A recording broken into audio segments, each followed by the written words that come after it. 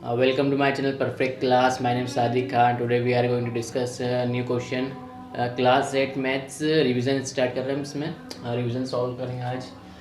जो भी सेंट मरीम के स्टूडेंट हैं वो सारे इसी क्वेश्चन पर फोकस करें, यही क्वेश्चन एग्जाम में आने वाले हैं। तो मैथ्स के लिए रिवीजन स्टार्ट कर रहे हैं हम क्लास 8 का। तो question first, choose the correct option. इन्हीं के सारे क्वेश्चन को हम समझेंगे। ये 5 tick the correct, choose the correct है। इन सारे क्वेश्चन को समझने के बाद ही इनके हम आंसर बताएंगे। तो आप इसको समझो, उसके बाद आप इसको टिक करो। आप इसे रटे नहीं, आप इसको समझे, क्योंकि ऑप्शन ज़रूरी नहीं कि यही हो, चेंज हो सकता है। एक राइट आंसर है, तो आपको सभी क्वेश्चनों को समझ के सॉल्व करना है। तो क्वेश्चन फर्स्ट है, द सॉल्यूशन ऑफ 2y + 9 = 4। तो ऑप्शन दे रखा है ए 9/2, बी 4/9, सी -2/5, ये माइनस है, और डी -5/2। तो ये जो वैल्यूज़ है इसमें कौन सा इसका आंसर होगा, हम सॉल्व करके फाइंड कर लेंगे। तो इसे सॉल्व कर लेते हैं। तो हमें वीडियो स्टार्ट करते हैं, ठीक है। तो क्वेश्चन ये वाला यहाँ सॉल्व कर लेते हैं, थोड़ी सी जगह है हमारे पास, ठीक है। जो वैल्यूज़ आ रही है 2y + 9 = 4। तो इसे सॉल्व करते हैं। 9 को बराबर के आगे भेज देंगे, LHS से RHS में चले जाएगा, तो साइन चेंज होगा। 2y = 4 - 9, तो माइनस कर देंगे, तो 2y = -5। और जब 2 को भी आगे भेजेंगे तो ये मल्टीप्लाई में आगे जाने के बाद डिवाइड में आ जाएगा, तो -5/2। तो जो वैल्यूज आ रही है y की वो -5/2 है। तो हमारा ऑप्शन कौन सा है? ए नहीं है, बी नहीं है, सी नहीं है, डी। तो ऑप्शन डी इसका राइट है। ऑप्शन डी राइट है, ठीक है। तो ऐसे हम सारे क्वेश्चन को समझेंगे। अगर वो सॉल्यूशन है तो सॉल्व करके उसका आंसर शो करेंगे।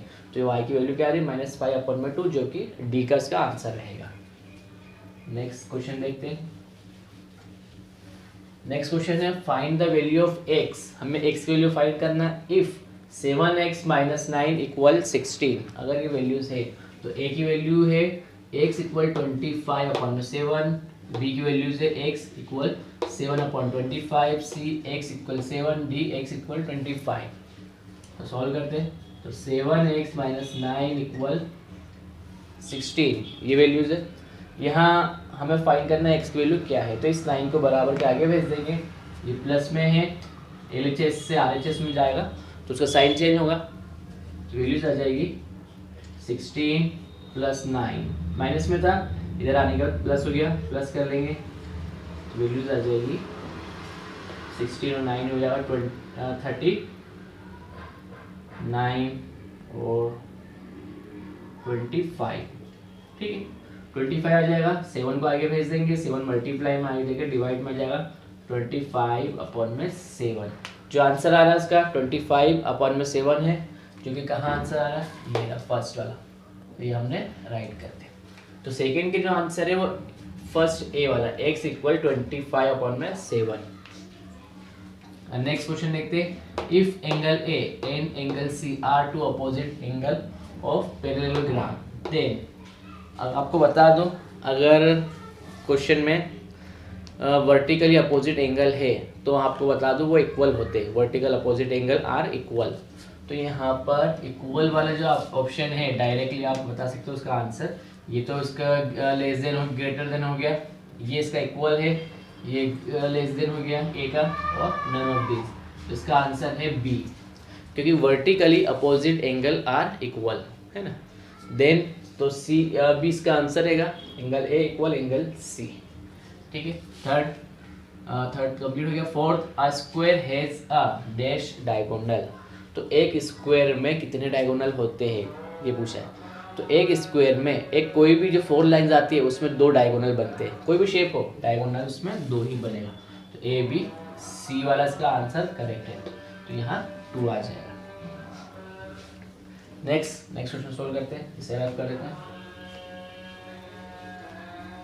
The unit digit number 132 is in, मतलब इसके अंदर 132 में यूनिट डिजिट है, उसका स्क्वायर क्या होगा। तो यहाँ पर आपको बता दो इसका यूनिट डिजिट है 132 का यूनिट डिजिट जो भी है, यूनिट डिजिट इसका देखो लास्ट में आ रहा है 2, ये इसका 2, यूनिट डिजिट इसका 2 है। अगर आप 2 का स्क्वायर करते हो, ये 2 का स्क्वायर, 2 मल्टीप्लाई 2 तो 4 आ रहा है।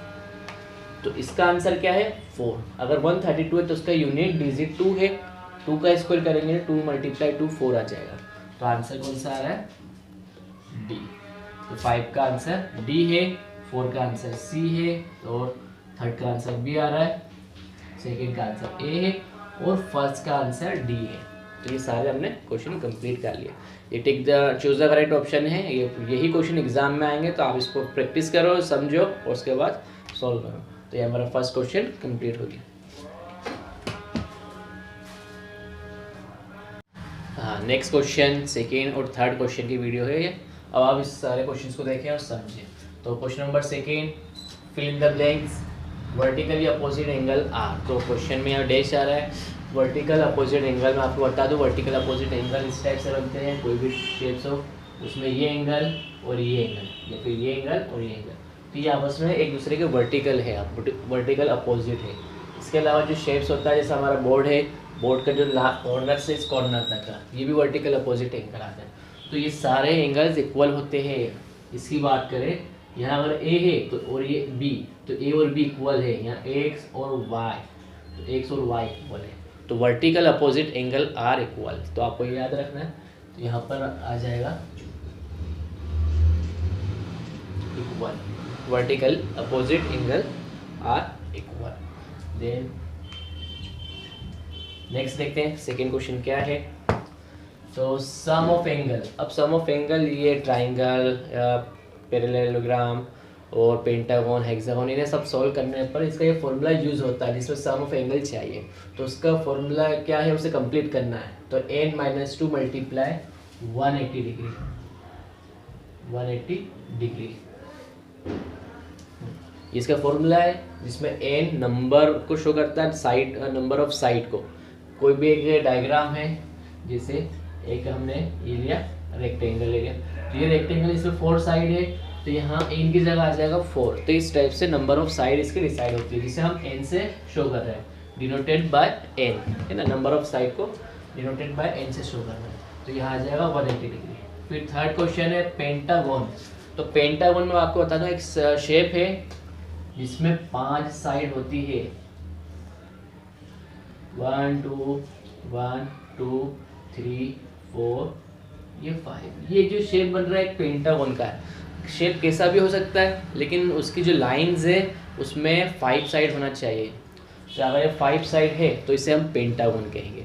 तो यहाँ पर यही पूछा है, पेंटागन है कितनी साइड आ रही है आपका 5 साइड। 5 साइड है क्योंकि पेंटागन में 5 लाइंस आती है और उनके हिसाब से 5 साइड बनेगी, जिसका आंसर आ गया 5। Next, sum of 2 angle are supplementary, then value is.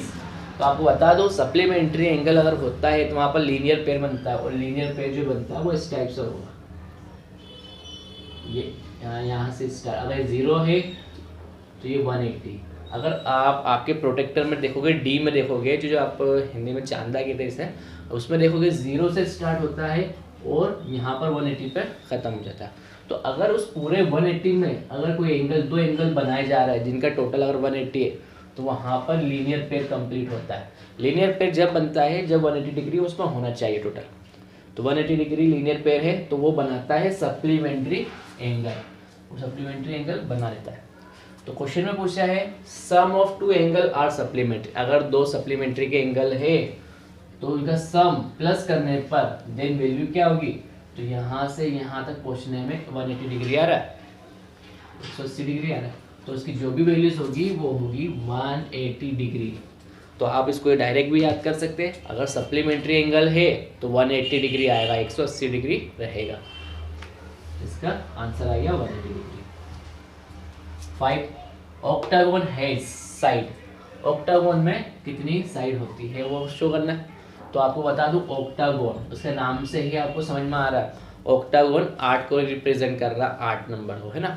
जैसे ऑक्टोपस, अब ऑक्टोपस के 8 हाथ होते हैं, वैसे ही ऑक्टागोन में 8 को शो कर रहा है। तो उसका जो भी शेप होगा उसमें 8 साइड होती है, तब जाके वो ऑक्टागोन बनेगा। तो इसका आंसर आ गया 8।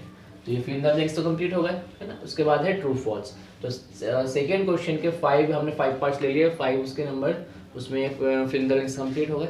नेक्स्ट ट्रू और फॉल्स क्वेश्चन है। ट्रू फॉल्स को आप समझेंगे और उसका आंसर देंगे। तो फर्स्ट है cube of any odd number is even, मतलब किसी भी ऑड नंबर का आप क्यूब करते हो तो वो इवन हो जाता है, लेकिन ज़रूरी नहीं है। अगर कोई नंबर्स है ऑड है, उसका आप क्यूब करा है आपने, तो ज़रूरी नहीं है कि वो इवन ही होगा, यहाँ पर ये फॉल्स बनेगा, क्योंकि इवन भी आ सकता है ऑड भी आ सकता है, कुछ भी नंबर आ सकते हैं ना। ठीक है, तो इसमें आ जाएगा A. Second, a perfect cube does not end with 2 zeros, जो परफेक्ट क्यूब होता है वो 2 जीरो पर ख़त्म नहीं होता है। तो मैं आपको बता दूं एक परफेक्ट क्यूब, जो कि अगर हम 1000 का परफेक्ट क्यूब बनाएंगे, निकालेंगे रूट, तो इसका रूट क्यूब सॉल्व हो जाएगा, क्यूब रूट सॉल्व हो जाएगा। तो 1000 इसमें 3 जीरो आ रहा है, तो स्क्वायर की बात करें तो 2 zero 4 zero even number square होता है, तो इवन जीरोस कंप्लीट हो जाते हैं। लेकिन अगर क्यूब्स की बात करें तो उसमें 3 जीरो 6 जीरो इस टाइप से जीरो आएंगे। तो इसीलिए जो सेकेंड है वो ट्रू है। नेक्स्ट थर्ड क्वेश्चन है, if square of a number end with 5, अगर कोई square of number end with 5 है, then it's cube end with 25, अगर उसका स्क्वायर करा तो उसमें 5 आ रहा है, हाँ, तो उसी का अगर क्यूब फाइंड करेंगे तो 25 आएगा। अभी ज़रूरी नहीं है 25 आए, क्योंकि ज़्यादातर में अगर उसका लास्ट का डिजिट जो बन रहा है वो 5 है, तो उसका क्यूब सॉल्व करने पर भी लास्ट में 5 ही आएगा, जरूरी नहीं 25 आ जाए। इसलिए ये वाला नंबर्स क्या हो जाएगा, ये भी फॉल्स, क्योंकि ज़रूरी नहीं 25 ही आए। अगर उसका एंड 5 से होता है तो उसमें जो क्यूब में भी 5 ही आ सकता है, 5 भी आ सकता है और 25 भी, दोनों आ सकते हैं। Next, there is no perfect cube which end with 8, there is no perfect cube which end with 8। देखो क्वेश्चन होगा अगर लास्ट में 8 के बिना कोई परफेक्ट क्यूब नहीं होते, तो ऐसा तो हो ही नहीं सकता। क्वेश्चन होगा there is no perfect cube, कोई परफेक्ट क्यूब नहीं है, 8 के लास्ट के डिजिट 8 होना चाहिए, तो ये भी फॉल्स है। Last, the cube of a 2 digit number में बी अ 3 डिजिट नंबर, अगर कोई 2 डिजिट का नंबर है ना, क्यूब सोल्व कर रहा तो 2 डिजिट आ रहा है, 3 डिजिट का ज़रूरी नहीं है। अगर 3 डिजिट है या 2 डिजिट है, उसका 1 डिजिट भी आंसर आ सकता है। जैसे 8 को, अगर 8 को रूट सोल्व करते हैं तो इसकी वैल्यू आती है 2 के रूप में, या कुछ भी वैल्यूज बन सकती है। तो यहाँ पर ज़रूरी नहीं एक डिजिट का एक ही डिजिट आ सकता है, तो ये वाली वैल्यूज भी फॉल्स है। तो इसका ओनली सेकेंड ट्रू है, बाकी सारे फॉल्स है। तो ये हमारा सेकेंड और थर्ड दोनों क्वेश्चन कंप्लीट हो गए। ठीक है।